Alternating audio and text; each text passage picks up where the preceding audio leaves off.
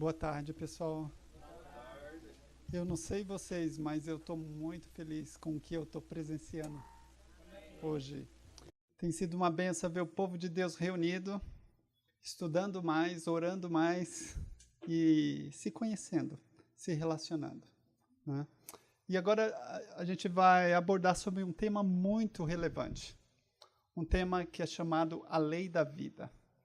Mas não é nada novo, sabe?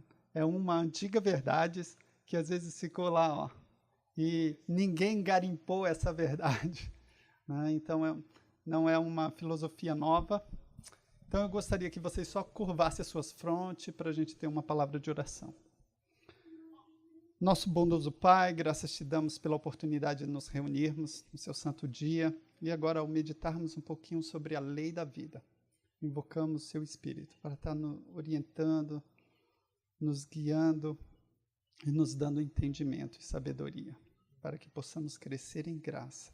Te imploramos em nome de Jesus. Amém, Senhor. Então, a lei da vida, a minha filha fala que eu não deixo nenhum hóspede que passe pelo lifestyle sair sem entender o que é a lei da vida. Então, realmente, é algo que eu tive contato com a lei da vida lá no Wild, isso tem uns 15 anos. E aí eu estudei um pouco, Dr. Horst Müller é um alemão, que tem uma série A Lei da Vida.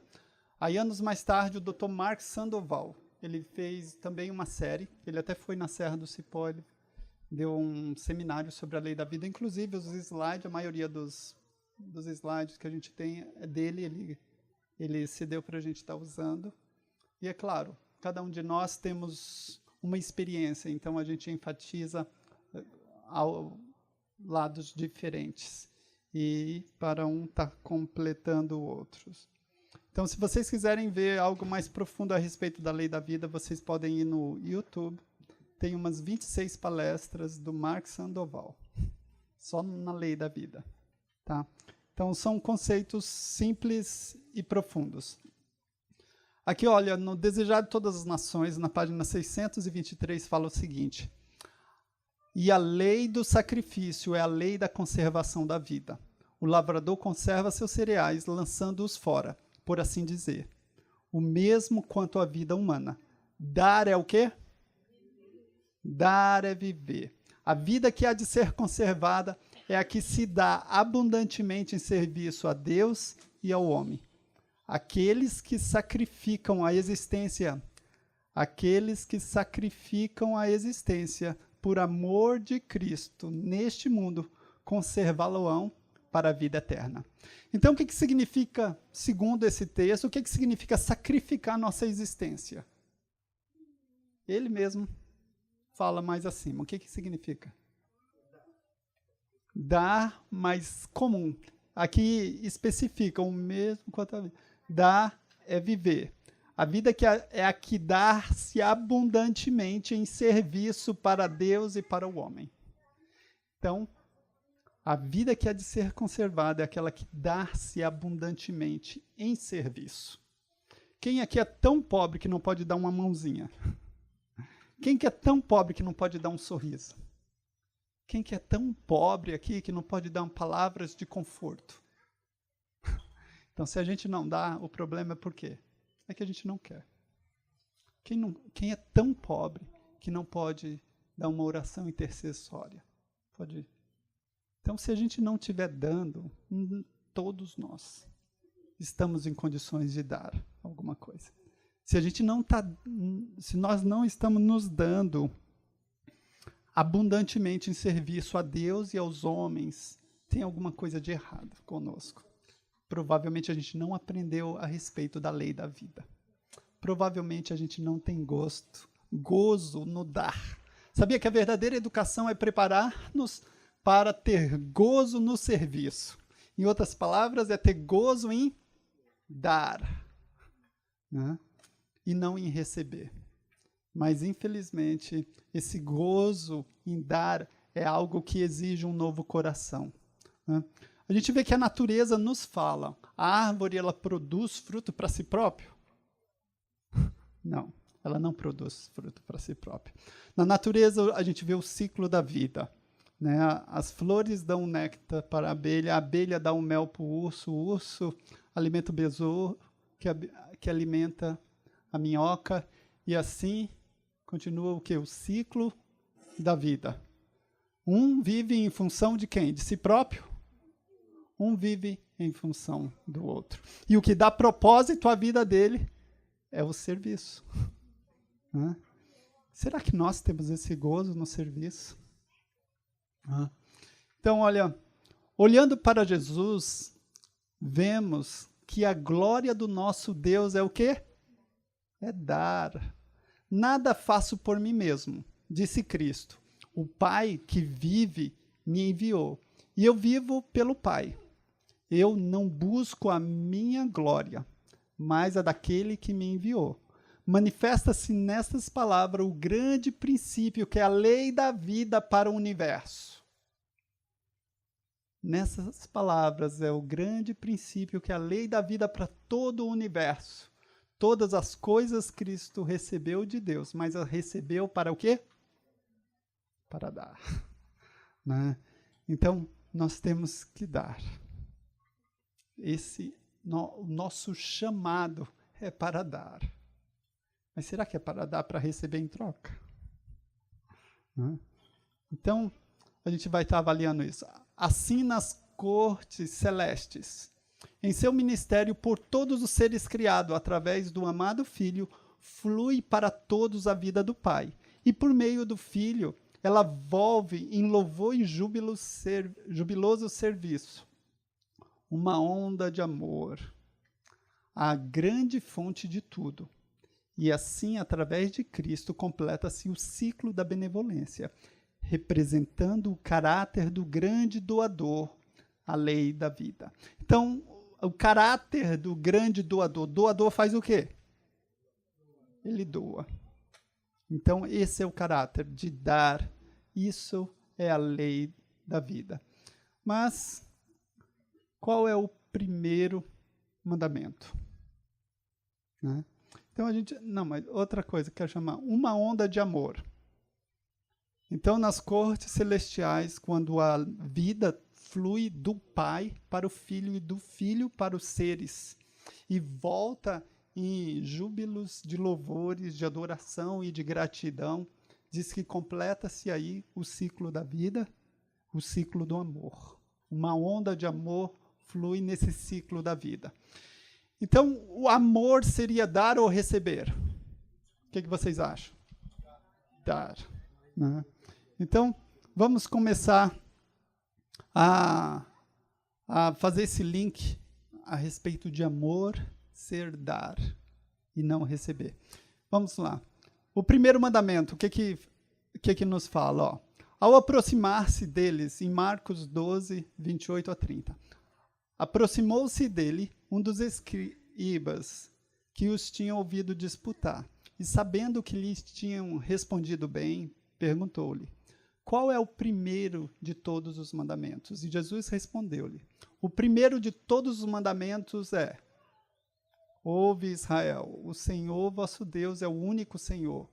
Amará, pois, o Senhor teu Deus de todo o teu coração, de toda a tua alma, de todo o teu entendimento, de toda a tua força. Este é o primeiro mandamento. E aí ele falou o segundo mandamento também. O segundo grande mandamento é amar ao seu próximo como a si mesmo. Né? Então, é interessante. Mas como que a gente amaria a Deus? Né?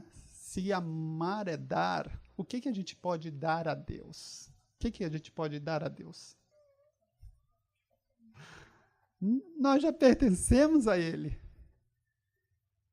Então, todo o coração, todo o entendimento, a gente só pode dar gratidão, reconhecimento. A única coisa.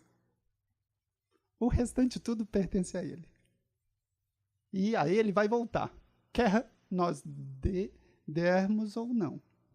Mas e a gratidão? Ele vai forçar a gratidão de alguém? Ele não vai forçar. Então, se a gente não aprender que nós precisamos dar ao nosso Pai Celeste. O interessante, qual que é o direito que Deus tem de nos pedir para dar alguma coisa para eles? Qual que é o direito dele? Né? Qual a prerrogativa que ele se baseia para exigir que nós o amemos? Então aqui, ó, em João 13, versículo 3 fala: vós me chamais mestres e Senhor, e dizeis bem, porque eu o sou. Ora, se eu, Senhor e Mestre, vos lavei os pés, vós deveis também lavar os pés uns dos outros. Porque eu vos dei o quê? Para que como eu vos fiz, façais vós também. Então Deus, ele não simplesmente pede para a gente fazer as coisas. Ele não nos ensina simplesmente por palavra, ele nos ensina por preceito. E isto é lá desde o início, só que é difícil cair a nossa ficha. O meu mandamento é esse, que vos ameis uns aos outros, assim como eu vos... Então, Deus, ele não pede que a gente faça nada que ele não tenha dado o exemplo. E ele é justo por isso. O exemplo que ele deu foi um exemplo muito, muito claro. Se a gente pegar lá no início, quando formou Deus o homem do pó da terra, o que ele precisou dar àquele pó da terra para o pó da terra se transformar em uma estátua? O que ele deu? Deu tempo e serviço. Então Deus, ele começou dando, logo no princípio. Ele viu ali o barro, ele deu tempo e serviço, e aquele barro se transformou em uma estátua. Aí ele falou, não, uma estátua está muito bonitinha, mas não é o suficiente. Aí soprou em suas narinas o fôlego da vida, e o homem se tornou uma alma vivente. O que ele deu aí ao homem? Ele deu o fôlego da vida. Você está vendo Deus dando? Deus amando o homem. Deus está dando, está amando. E aí, e sujeitai-a e dominai-a sobre os peixes do mar, e sobre as aves dos céus, e sobre todos os animais que se movem sobre a terra. O que ele deu agora para o homem? De tudo que ele havia criado, ele criou para si próprio. Ele criou para dar. Você está vendo como Deus, ele não vive em função de si próprio. Agora nós, seres humanos, a gente quer viver. O que é importante é eu. Se eu não me sentir feliz, se eu não me fizer feliz, quem vai me fazer? Né? Porque Deus me criou para ser feliz. Então eu tenho que procurar minha felicidade. Eu tenho que fazer o que eu puder. Será que isso funciona? Se isso funcionasse, talvez os atores de Hollywood não estariam se suicidando. Né? Isso não funciona. Né? Isso é uma mentira. Então, nós não precisamos viver em função de nós mesmos. Né?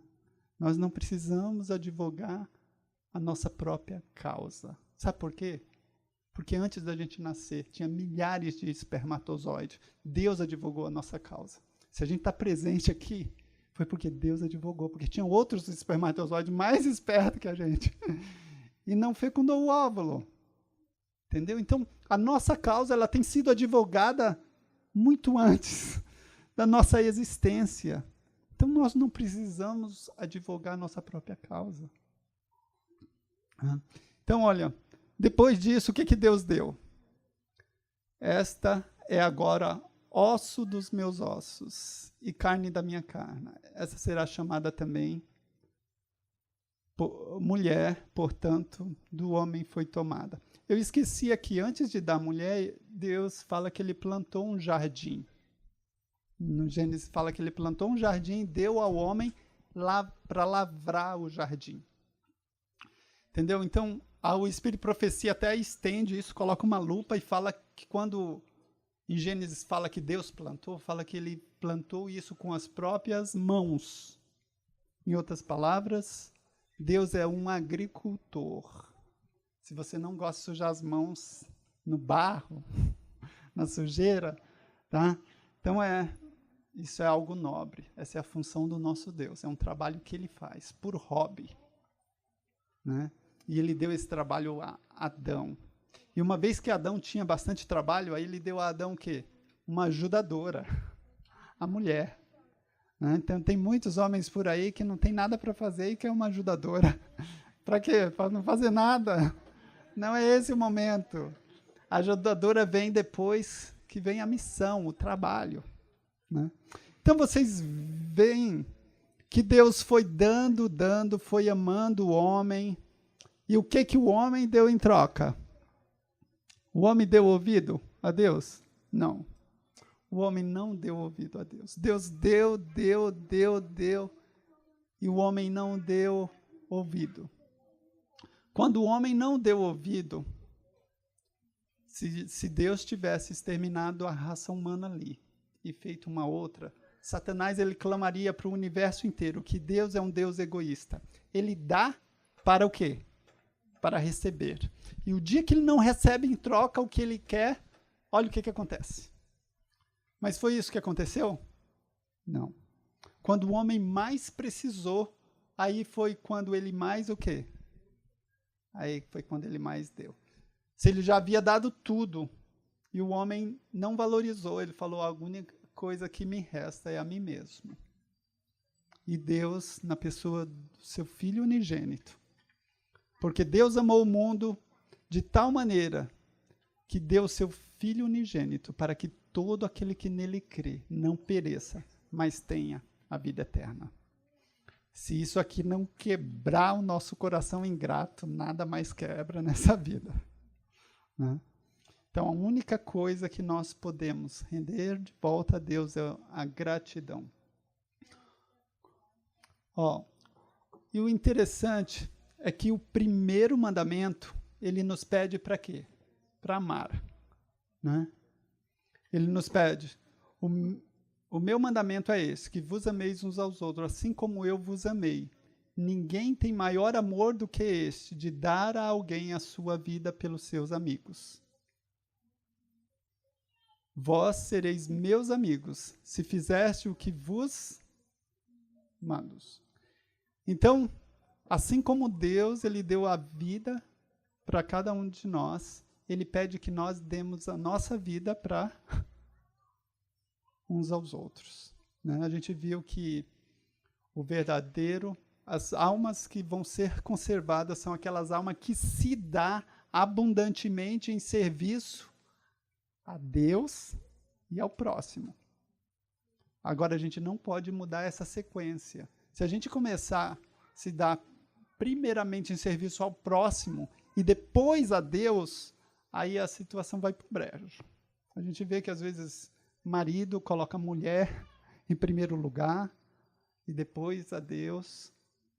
Né? Esposas que, às vezes, colocam o marido em primeiro lugar, depois a Deus, isso aí não dá certo. Então, a gente precisa nos dar abundantemente no serviço a Deus em primeiro lugar, segundo aos homens. Né? Agora vamos só trabalhar um pouquinho desse conceito de dar e receber. O que nós fazemos primeiro? A gente dá ou recebe? Recebe? Tem certeza? Não é dar. Não é dar primeiro. Então, o receber seria pegar também. Né? Pegar seria um sinônimo de... Então, nós recebemos.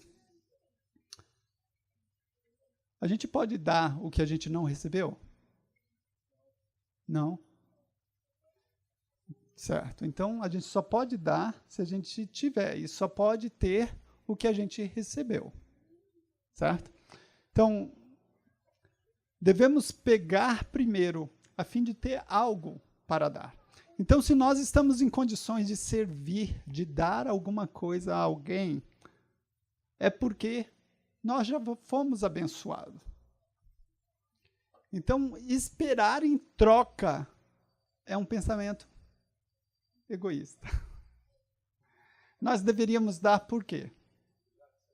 Porque recebemos. Por gratidão. A gente vai dar aquilo que vai ser uma bênção aos outros. Independente de querer receber em troca. Eu lembro uma situação que demonstra bem esse princípio, quando a gente chegou no Wildwood, isso há uns 15 anos, 2007.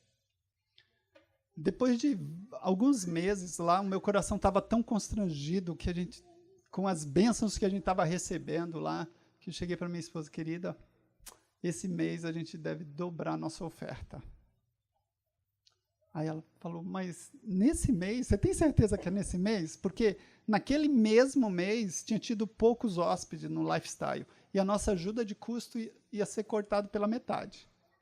Os 260 ia ser cortado para $130.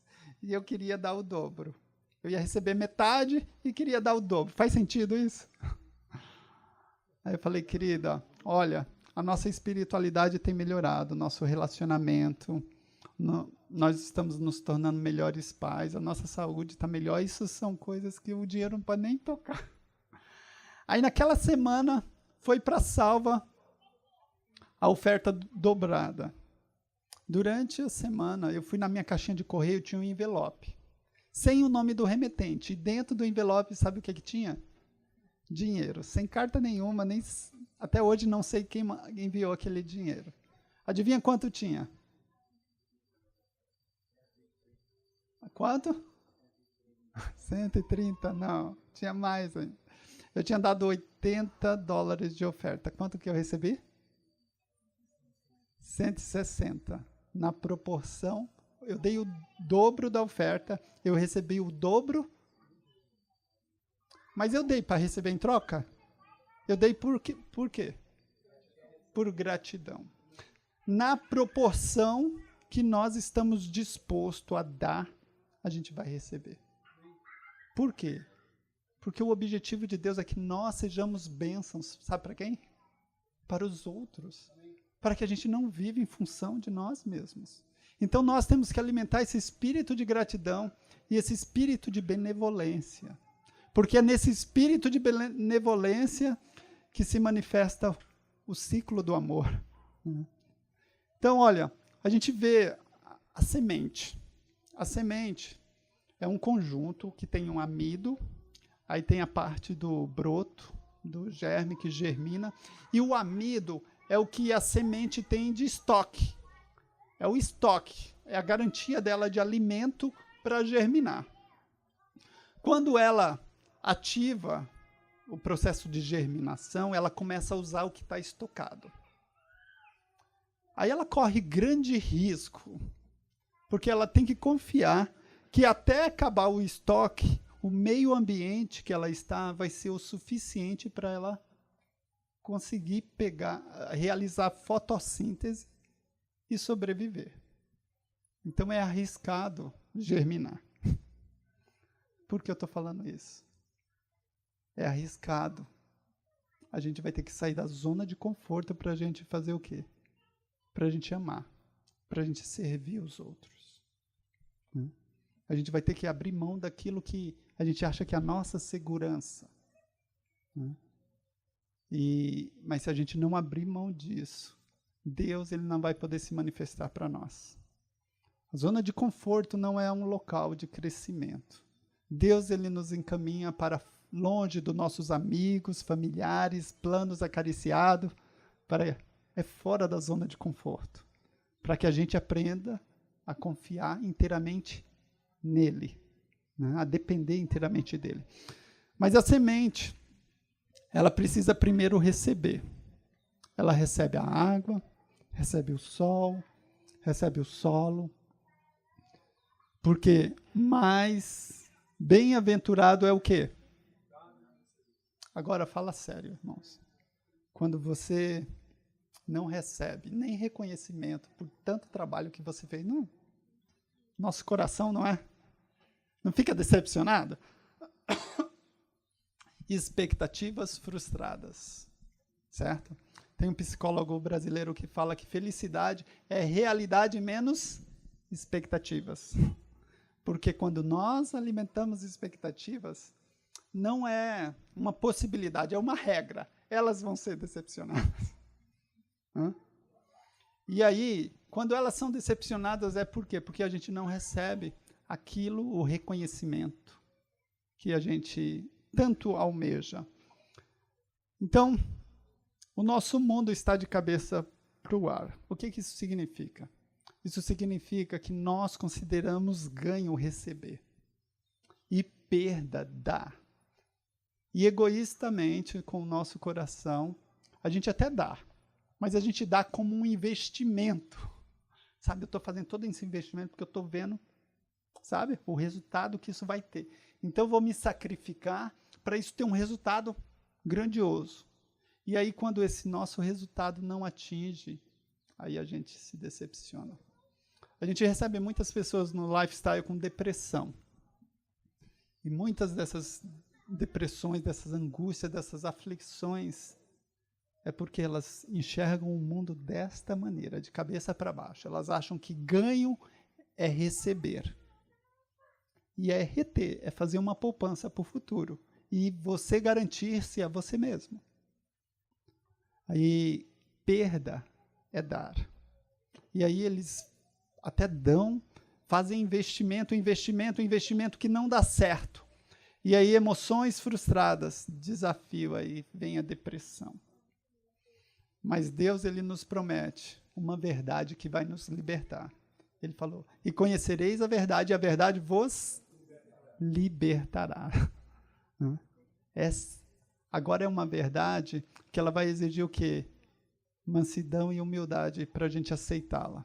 Porque ela não desce redonda. Você já ouviram falar? Tem coisas que descem redondo, né? Na inclinação. Mas esse é o tipo de coisa que não desce redondo. Você tem que mastigar bastante e ainda fazer força para o negócio descer. Porque não vai a favor da nossa natureza. É um remédio amargo, poderíamos dizer. Né? Então vamos lá. Vamos examinar o nosso coração aqui juntos. Tá bom?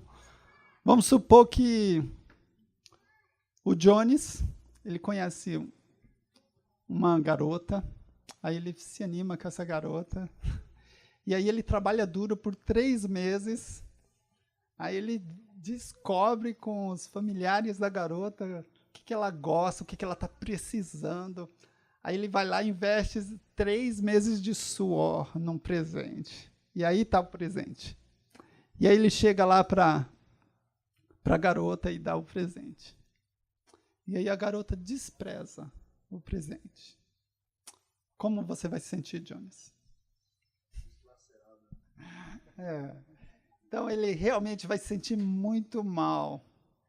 Porque ele fez o bem e o que ele recebeu em troca? Será que ele estava fazendo o bem porque ele amava fazer o bem?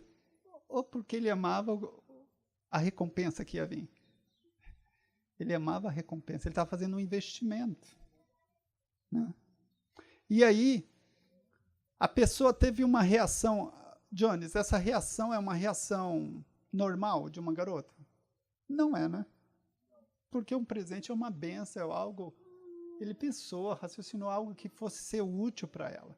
Então, não é uma reação boa, nem a dela e a dele, de ter se decepcionado e ter saído amargurado correndo. Vamos supor que ele tivesse virado as costas, saído, nunca mais falado com essa mulher. A reação dele provou que ele só fez aquilo para receber o quê? Reconhecimento. Ele não realmente se importava com ela, porque se ele se importasse com ela, ele ia ficar ali, olha, isso não é normal. Essa reação é estranha. Você não deve estar em sã consciência. O que aconteceu com você? O que te falaram sobre mim? Vocês estão vendo? Se a preocupação dele fosse realmente ela, ele iria insistir. Porque não é uma reação normal. Mas a reação dela não é normal. Mas se ele simplesmente fez porque ele queria receber algo em troca, ele não vai se importar se ela está bem ou não. Se ela ouviu uma mentira ou não. Ele só vai pegar aquilo como uma ofensa pessoal e sair correndo. Então, vocês estão vendo que... Porém, vamos supor que o Jones trabalhasse no Correios. E aí ele chegasse na casa do... entregasse esse pacote para uma outra senhora. E a senhora desprezasse o pacote. Ele se sentiria ofendido? Não. Por quê? Mas a atitude da mulher continua sendo inapropriada. Vocês estão vendo que o problema entre a primeira situação e a segunda, as reações das duas mulheres foram completamente ruins, não apropriadas. Porém, a única que nos magoa, que nos fere, é aquela que é o meu presente, é o meu dinheiro, é o meu amor, é o meu amado. Então você vê que, na realidade, a situação que a gente fica chateado é a situação, a gente fica chateado por nós mesmos, porque nós não recebemos aquilo que almejávamos. E não pela outra pessoa ter uma atitude inapropriada. Certo? Se uma nos magoa e a outra não nos magoa, e a única diferença que temos é que uma era meu, o problema é o quê? É o eu. Vocês sabem que essa é a maior batalha que nós temos que travar na vida. É contra quem? É contra a igreja apostatada? É contra o eu. Nós temos 3 inimigos. Satanás, o pecado e o eu. Então, nós precisamos estar consciente disso. Porque, do contrário, nós vamos nos enganar. Existe um livro sobre psicologia que é falando a verdade para você mesmo. Nós nos mentimos que eu amo. Sabe quando vai provar quando eu amo minha esposa? Quando ela fizer algo que eu não gosto. Quando ela me decepcionar. Aí ela precisa ser amada. Não é? Não é quando nós pisamos na bola que nós precisamos ser amados.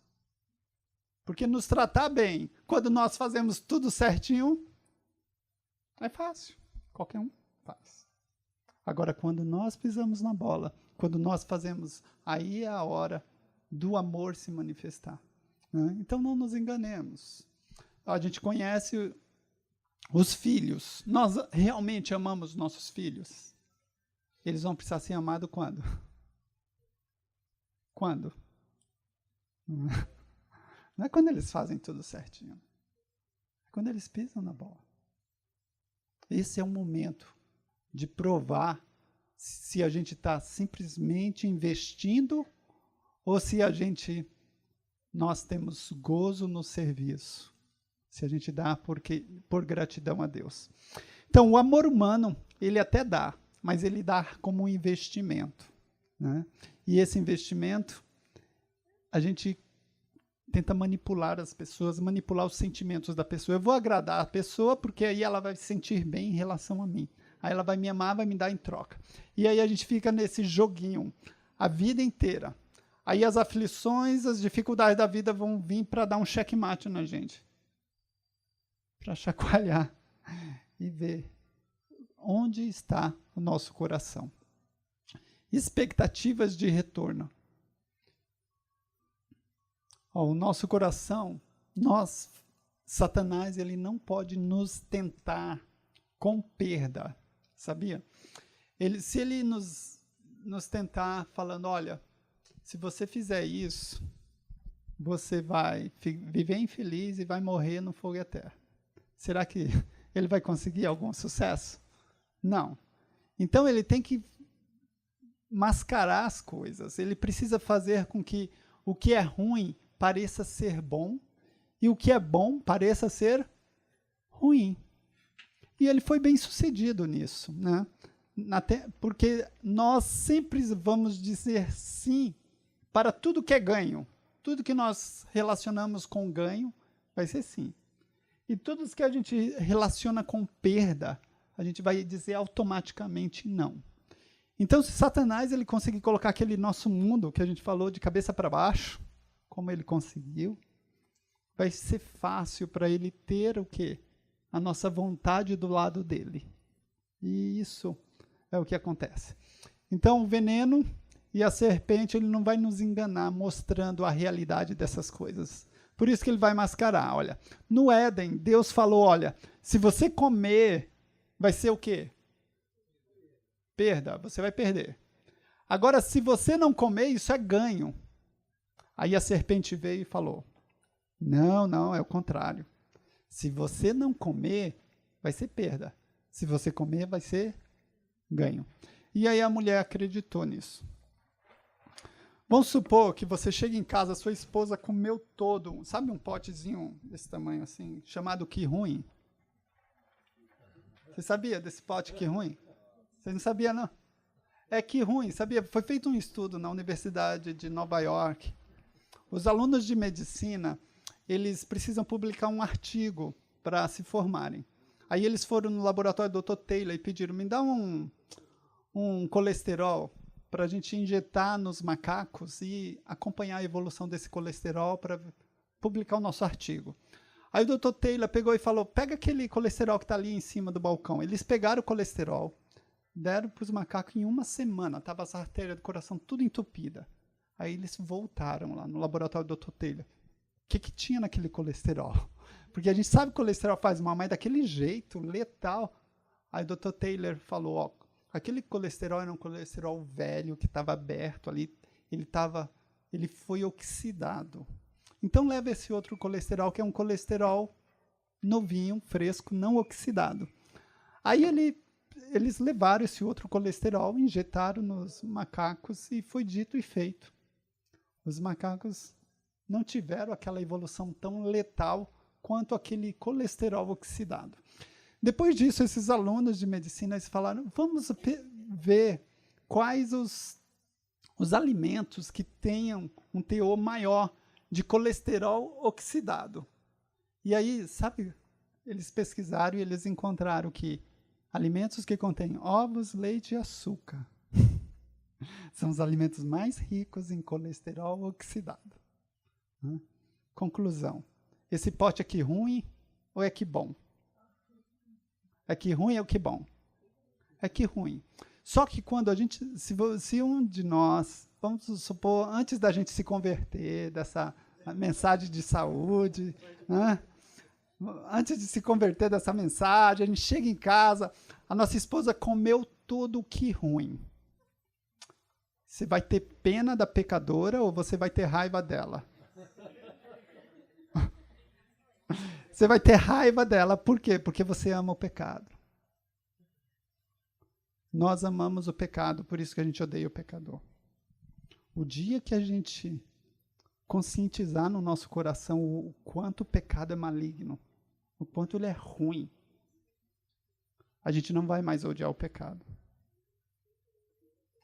Odiar o pecador. A gente não vai mais odiar o pecador. A gente vai odiar o pecado. E a gente vai amar o pecador. E a gente vai falar, Senhor, perdoa. Ela não sabe o que faz. Senhor, não deixa ela morrer. Tenha misericórdia dela. E a gente não vai ficar chateado por a gente não ter comido, porque a gente sabe que aquilo não é. É que ruim. Né? Então, quando nós perdemos a paciência para muitos dos nossos amigos, nossos irmãos que caem no erro, examine o seu coração. Quando nós perdemos a paciência, ficamos com raiva, nervoso, com aqueles que estão em pecado, examine o seu coração. Porque provavelmente você está achando que o pecado é ganho. Por isso que você está ficando com raiva dele. Porque você acha que é ganho e você tem que se reter. Mas aquele lá está se fartando no churrasco, vai morrer. Vocês estão vendo esse espírito?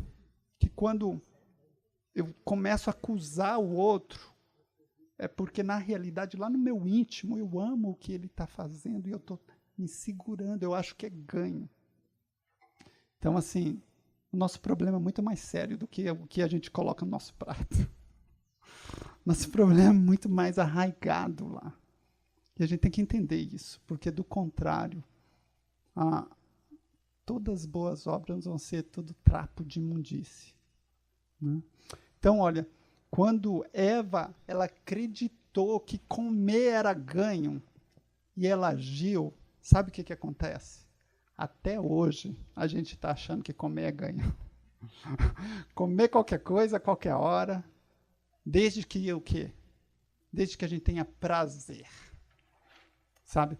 Sabia que o nosso coração, ele considera o prazer ilícito e o prazer que nos destrói, ele considera isso o quê? Ganho. Né? Então, vamos refletir mais sobre isso. Você precisa de amor?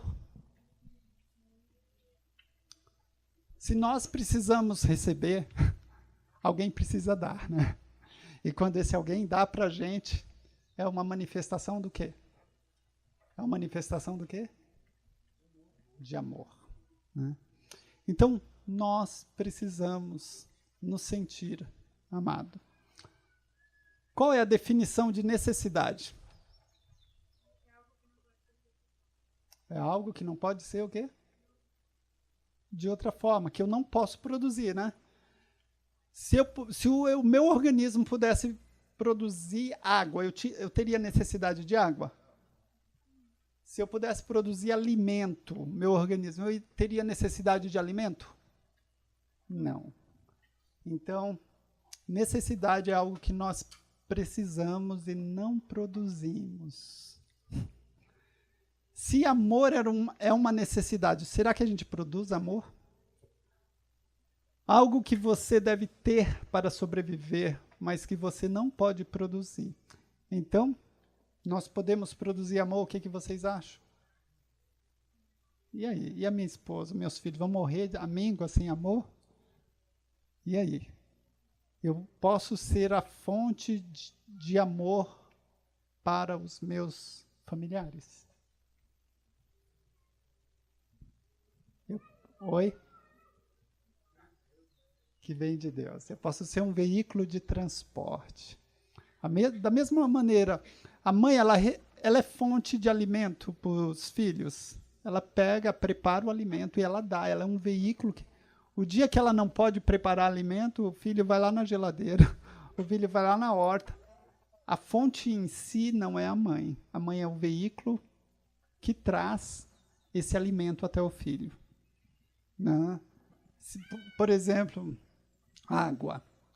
Nós podemos levar água para as pessoas e servir a água, mas nós jamais seremos a fonte de água para alguém. Jamais seremos a fonte de alimento para alguém. Da mesma maneira, o amor. Nós jamais seremos a fonte de amor para alguém. Então, olha, vamos lá. Aqui, ó, a base de problemas de relacionamento. Quando nós esperamos que as pessoas nos dê algo que elas não têm. Né? Que elas sejam a fonte de algo que elas não produzem. Às vezes elas mesmas estão precisando e a gente está lá querendo extrair dela o que elas não têm. Aí vai ter muitas frustrações. Então a gente vê que as nossas necessidades físicas, elas são bem nítidas, bem claras e objetivas. Né? Da mesma maneira, nós temos necessidades espirituais. Nós necessitamos de graça. O que é graça? Favor imerecido. Então quer dizer que nós vamos pisar na bola, né? Nós não somos perfeitos. Não somos perfeitos. Então vamos precisar de graça. Todos nós, certo? Agora nós temos isso para dar para os outros? Não temos. Nós somos extremamente legalistas. Né? Então, nós não temos. Então, a gente precisa primeiro receber para poder dar. Nós precisamos de harmonia. Né? A gente precisa de um ambiente que tem harmonia. É difícil para nós. Senso de inclusão, aceitação, liberdade, verdade, justiça. A gente vai precisar também, ó, graça. É quando alguém pisa na bola com a gente. E perdão vai ser quando a gente vai precisar de graça na nossa vida para dar para aqueles que erram conosco. E a gente vai precisar de perdão para quando nós errarmos. Né? Então, graça, perdão e tudo isso, todas essas nossas necessidades espirituais, elas são o quê? Elas são simplesmente a maneira com que o amor se manifesta. Né? Então, o amor ele é se manifestado desta maneira. Agora, quais são as necessidades mais importantes que nós temos? São as físicas ou as espirituais? Espirituais. E a gente vê na questão de jejum, né? Os soldados, quando eles vão para a guerra, lutando pela liberdade, eles preferem morrer do que viver sobre um jugo. Eles estão lutando pela liberdade. A liberdade é um dom espiritual. Certo? Então, eles preferem morrer do que viver na escravidão, perder a liberdade.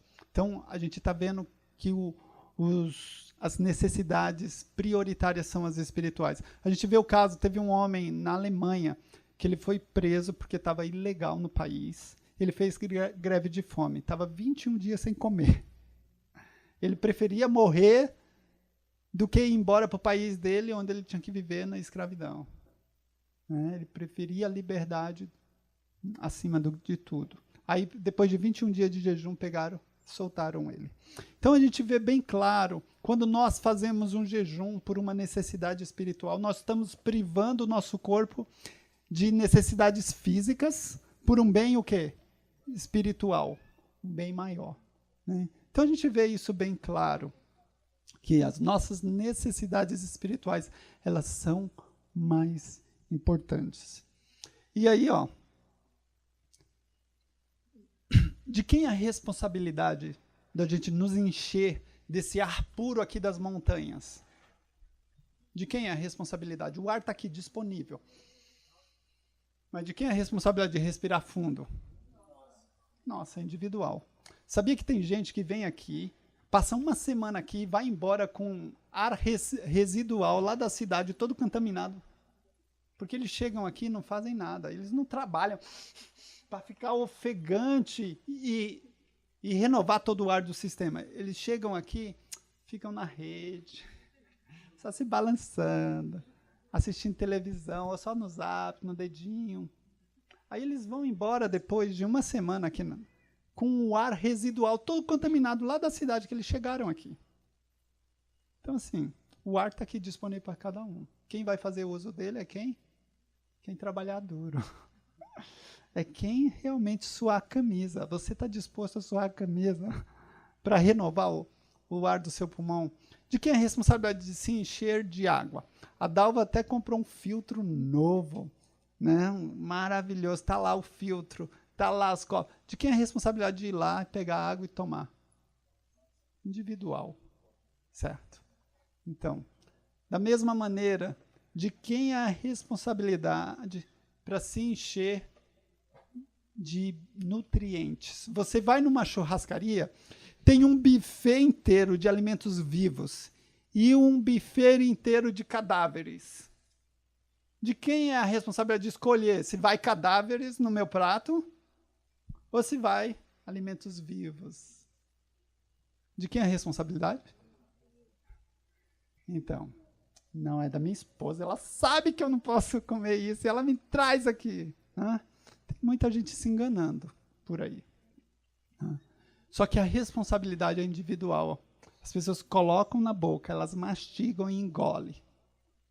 E depois elas ainda culpam os outros. Certo? Então a gente vê que de quem é a responsabilidade de me encher de amor? De quem que é a responsabilidade de me encher de amor? De Deus? Olha, se for de Deus, se fosse de Deus, Ele faz todas as coisas bem. Então todos nós estaríamos cheios de amor. Então de quem é essa responsabilidade? Nossa, é individual. Certo? Então, essa responsabilidade é nossa. Quando vocês decidiram vir esse final de semana para esse congresso, vocês estavam fazendo a escolha, sabe do quê? De se encherem de amor. Né? Agora vocês estão aproveitando os momentos de orações, os encontros, as palestras para refletir, para crescer em graça e sabedoria. Entendeu? Então, assim, a nossa decisão, ela não pode ser simplesmente em um momento. Ela tem que ser constante. Né? Deus pediu para nós pegarmos diariamente a nossa cruz e segui-lo. Né? Então, a gente vai só deixar para a próxima palestra essa questão de qual que é o buffet de amor e o buffet do egoísmo que está aqui disponível para cada um de nós. Mas saiba que o buffet do amor ele está pairando aqui, nesse encontro. Vocês estão num lugar seguro, né? Alimento seguro, que Deus possa abençoar cada um de vocês, que possamos crescer junto em graça e sabedoria.